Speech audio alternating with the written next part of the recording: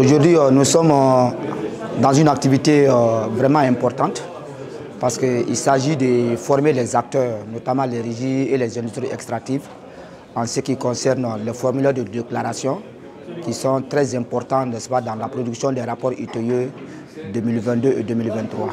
Donc nous avons les guides et les questionnaires. Donc mes collègues vont vous présenter les différents éléments. Donc pour ceux qui veulent télécharger les fichiers, donc vous faites un clic droit et vous pouvez télécharger les fichiers dans l'option. Pour dupliquer et copier, notamment pour les régies, par exemple, qui doivent renseigner pour plusieurs sociétés. Donc il y a la possibilité de dupliquer un fichier ou de faire une copie. Donc vous pouvez faire un clic droit. C'est la même procédure que télécharger. Et si ces rapports d'activité font retracer ces aspects-là, on peut les maintenir. Et puis, on pourrait amener à les comparer par rapport aux réalisations du moment.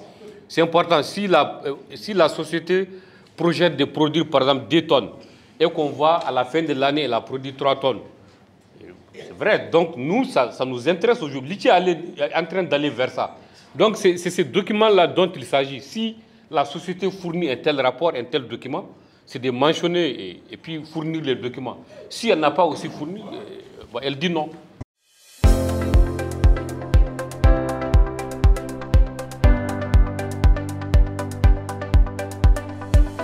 Chers membres du comité de pilotage, la session qui nous réunit intervient alors que le conseil d'administration de l'ITIE international a annoncé une évaluation ciblée qui couvre, je pense, 5 exigences, et cette évaluation doit s'appliquer à notre pays. Il s'agit notamment de l'engagement du gouvernement, donc c'est l'exigence 1.1, de l'engagement de la société civile, l'exigence 1.3, de l'octroi des licences, donc l'exigence 2.2, de la gestion des licences, l'exigence 2.3, et de la divulgation des contrats, l'exigence 2.4.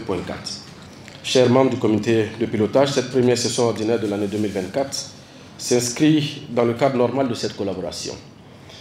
Son ordre du jour porte sur l'examen et la validation des documents suivants. Nous avons en premier lieu le périmètre du cadrage des rapports ITIE 2022 et 2023, et nous avons ensuite le plan de travail pour l'année 2024.